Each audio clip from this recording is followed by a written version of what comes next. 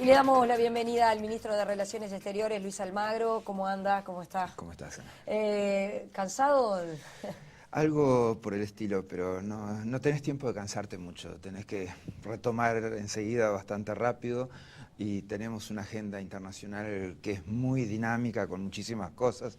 Entonces tenemos a Luis Porto en OEA con muchos temas. Tenemos los temas de acá, del Río de la Plata, el Río Uruguay. O sea que la agenda continúa, no tenemos tiempo para muchas, muchas cosas, muchos rebalances, sino para seguir adelante. ¿Prevén una reunión de balance de lo que fue la gira? Siempre se hace a nivel institucional. Para cualquier misión siempre hay una reunión posterior para encauzar todos los trabajos que surgen a partir de esa misión.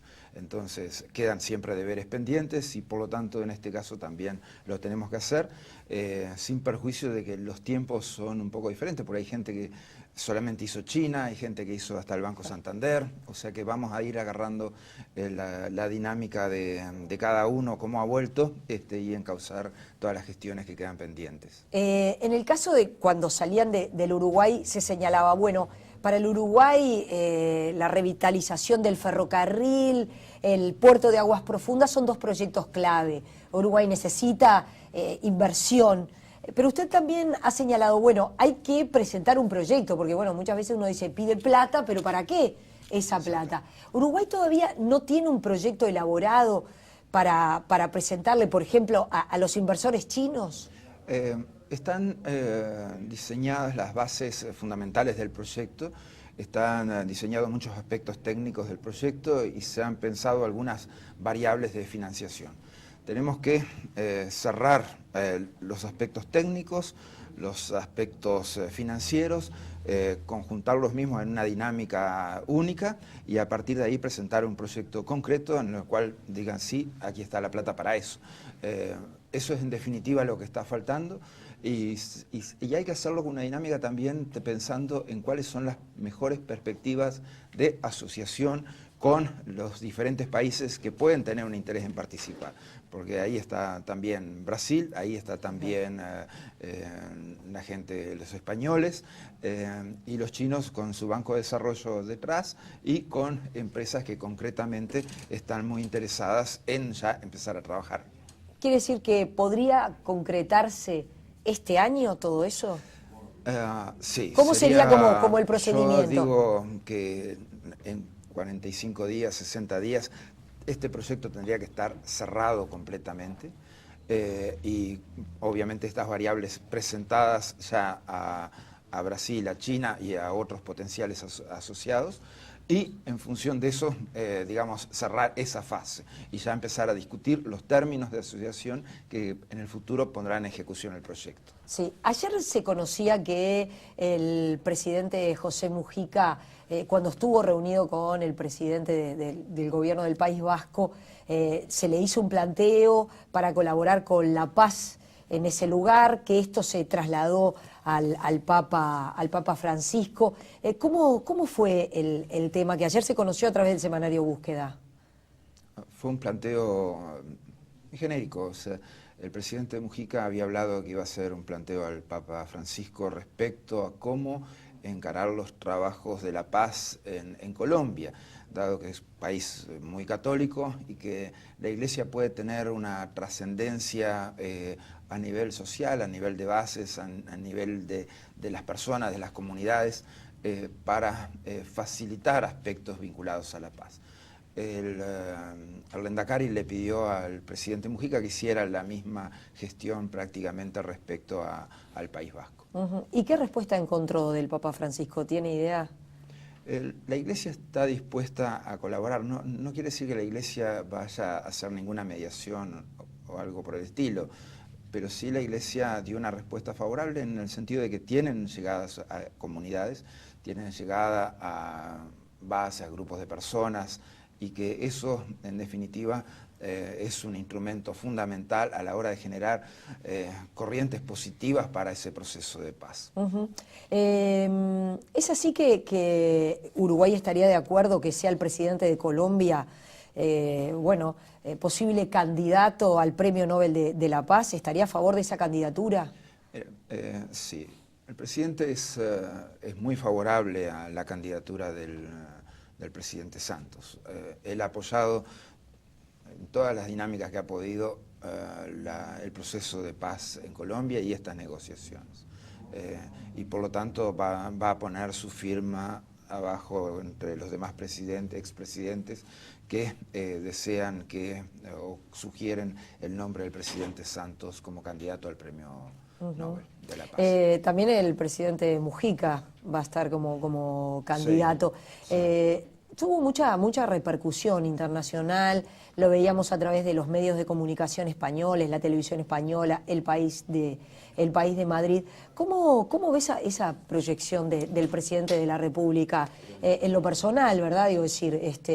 Sí, el presidente es alguien que tiene una llegada internacional, participa de otra manera en los procesos internacionales, en las relaciones internacionales. Su opinión es muy relevante en el contexto sudamericano, en el contexto latinoamericano, pero lo hemos visto también en esta dinámica global. Verdaderamente su opinión, su visión de las situaciones, su capacidad de síntesis política y de proyectar políticamente hacia el futuro las mejores soluciones, lo hacen indudablemente al presidente más relevante en la arena internacional desde la vuelta a la democracia. Y eso es algo bastante lógico que sea así.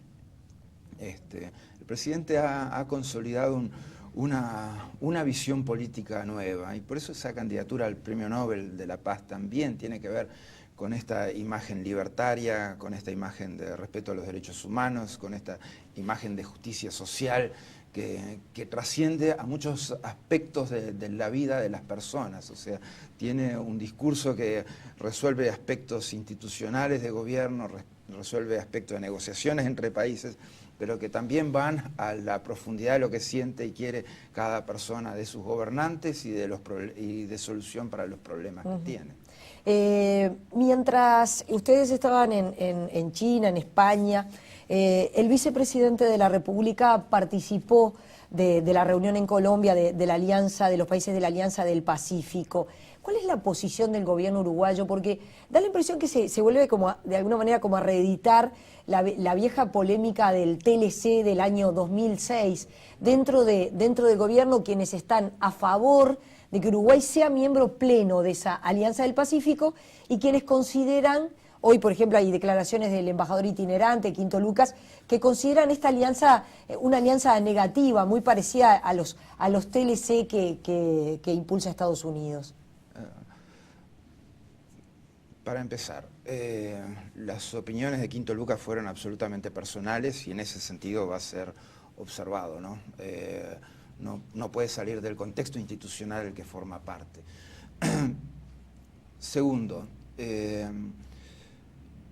no se reedita ninguna discusión como la que se dio respecto al Tratado de Libre Comercio con Estados Unidos. Esta idea de participar como observadores en la Alianza del Pacífico es una idea del presidente de la República.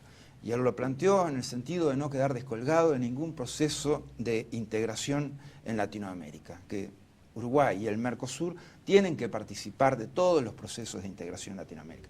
Y en la medida que esto es para reafirmar los mismos, reafirmar la conceptualización de la integración, entonces nosotros somos muy favorables a trabajar con la Alianza del Pacífico, en el ámbito que sea y en los medios que sea. Por ahora somos observadores y por un rato más vamos a ser simplemente observadores. Y cualquier otra cosa requiere estudios que hoy todavía no están terminados, no están hechos, y que por lo tanto cualquier decisión al respecto es apresurada.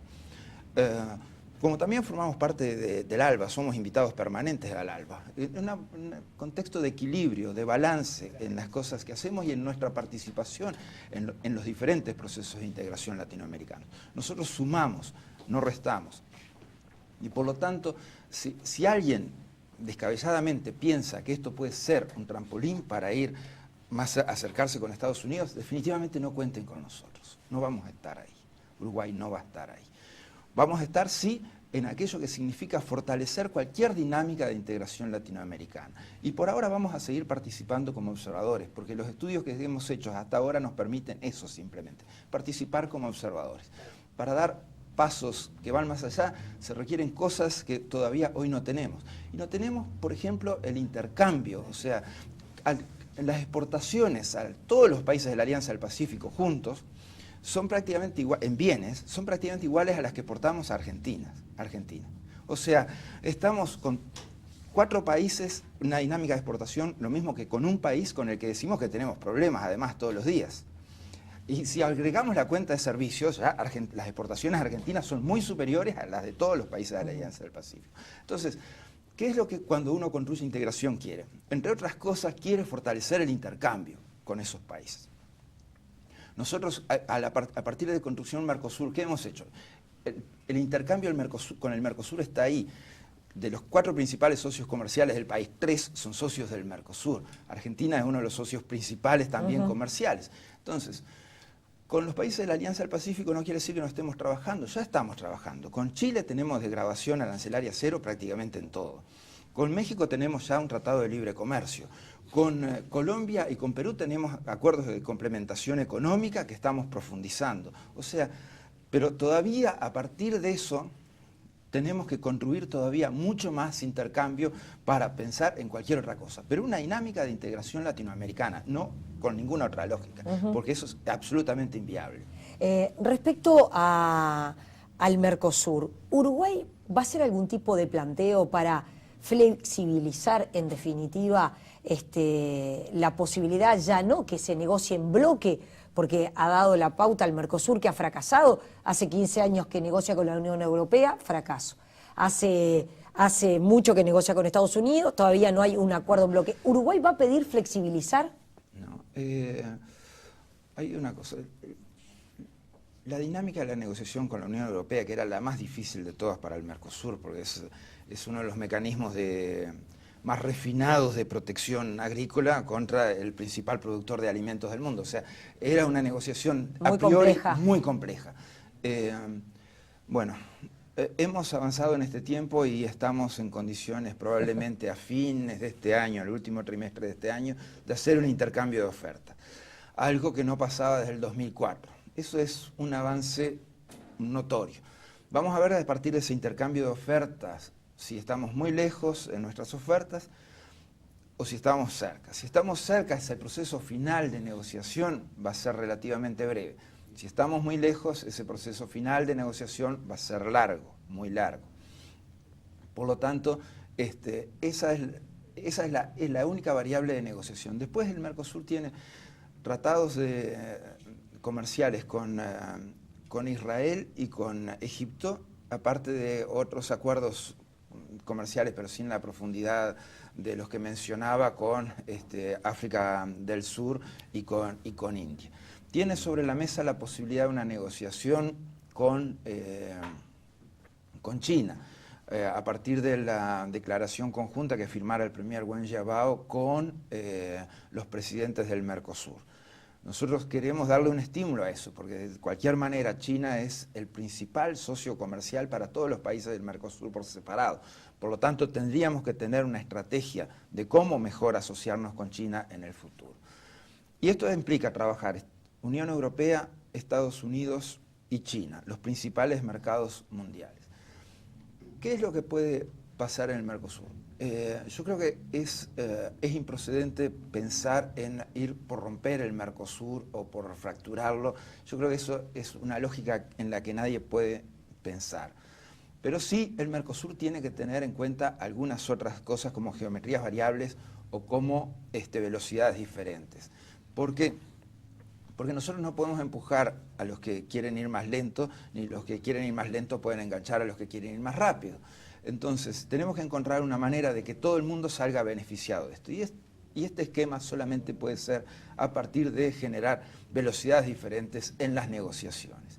Y ese es el punto. El tema es también pensar estratégicamente. ¿Por qué? Porque también a veces hablamos de las medidas que nos afectan de los países del Mercosur o las trabas argentinas, etcétera, etcétera.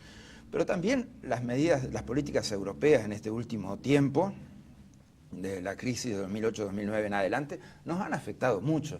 Y tenemos ahí tecleando una empresa con 2.000 empleados porque, por cómo se ha visto afectada sus exportaciones a la Unión Europea y otras tantas. O sea que tenemos que generar soluciones de acceso al mercado, pero, y esas soluciones de acceso al mercado tienen que también generar disciplinas en cuanto a nuestra asociación con los principales bloques. Pero esto es un trabajo que tampoco va a ser resuelto en una semana o en 10 días, ni en una presidencia pro tempore. Requiere un trabajo de visión estratégica del Mercosur a mediano y largo plazo. En el que más se ha avanzado es con la Unión Europea.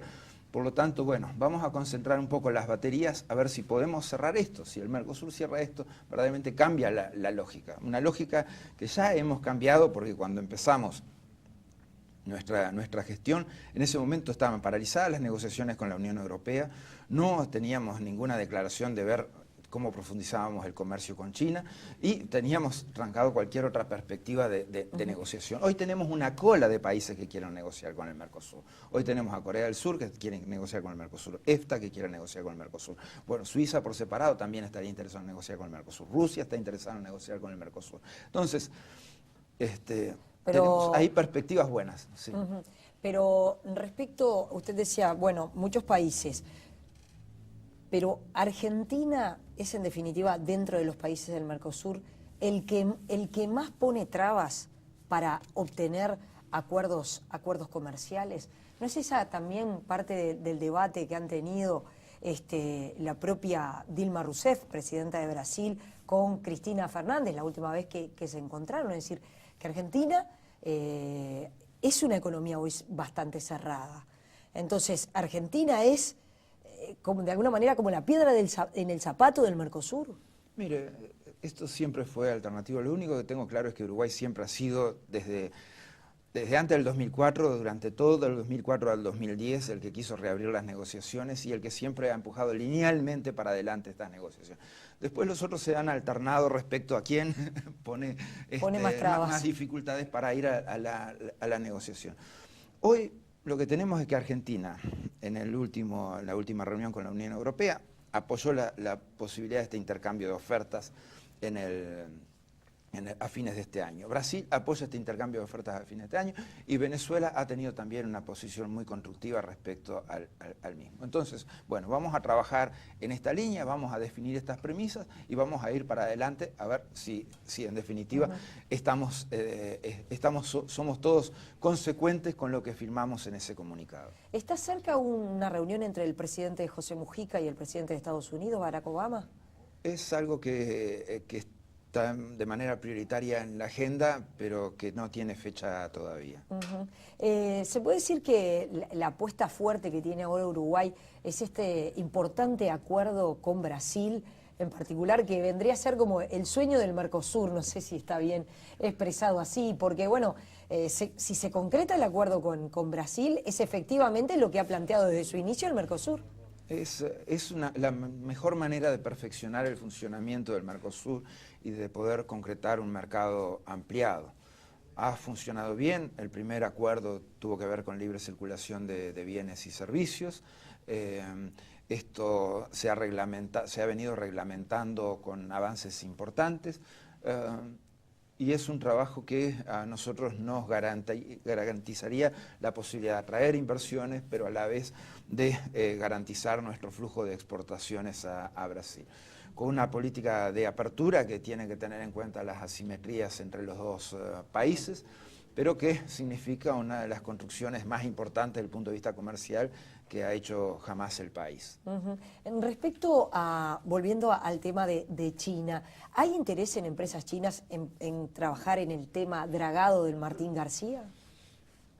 Hay interés en el gobierno chino, en las empresas chinas, de participar en el dragado del Martín García, y eso obviamente que se definiría a partir de un acuerdo tripartito en el que participaran los dos países que integran la Comisión Administradora del Río de la Plata, y es decir, Uruguay y Argentina, con China. Obviamente también antes no nos vamos a cerrar con un solo país, vamos a explorar otras posibilidades que surgen de Brasil y de un par de países europeos que también tendrían la maquinaria como para hacer ese dragado. Efectivamente, Paraguay vuelve a integrarse al Mercosur. Eso estimamos que debería hacerse en forma automática una vez que quede solucionado el problema que llevó a los paraguayos a omitir por un tiempo que la elección de sus presidentes se hace por el pueblo y no por mayorías circunstanciales en Poder Legislativo. Quiere decir que entonces se puede decir que agosto, septiembre, ya Paraguay sería parte, miembro pleno nuevamente. Exactamente, una vez asumido el presidente Cartes, tendría que Cuando usted recién decía que el embajador Quinto Lucas, embajador itinerante, actuó por, bueno, son declaraciones personales y que va a ser observado, ¿qué significa que un funcionario va a ser observado? Se le va a decir exactamente que se tiene que atener a las reglas de jerarquía y que obviamente cualquier embajador en cualquier lugar del planeta para hablar sobre un tema político y un tema de política exterior, un tema político nacional, necesita la autorización de su jerarquía. Quiere decir que este acercamiento, esto de ser observador en el Atlántico, no es entonces, usted reitera que no es la búsqueda de un TLC con Estados Unidos. No. La Alianza del Pacífico la estaríamos subestimando mucho si pensáramos que puede ser solamente utilizada como puente para ir hacia Estados Unidos.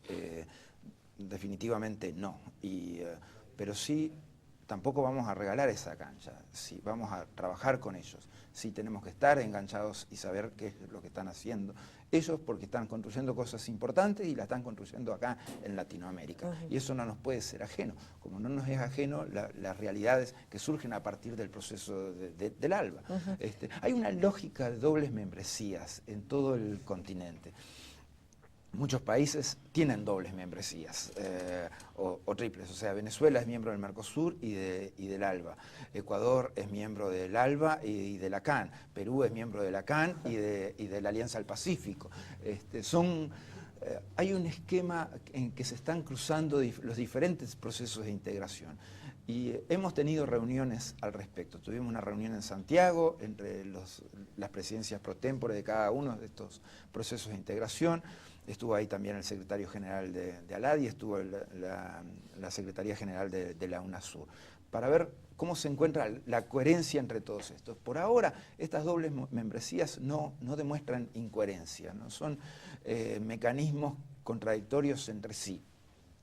Pero sí hay que afinar muy bien cuáles son estas mejores perspectivas para que no existan disfuncionalidades, para que significa sumar y no restar, para que signifique que mejoramos términos de intercambio con todos, que fue el planteo original que hizo el presidente Mujica cuando trajo este tema a la cumbre del Mercosur en Mendoza. Es el mercado para cada país latinoamericano, para actuar de la mejor manera en el continente y para proyectar su economía a estándares de calidad y de desarrollo.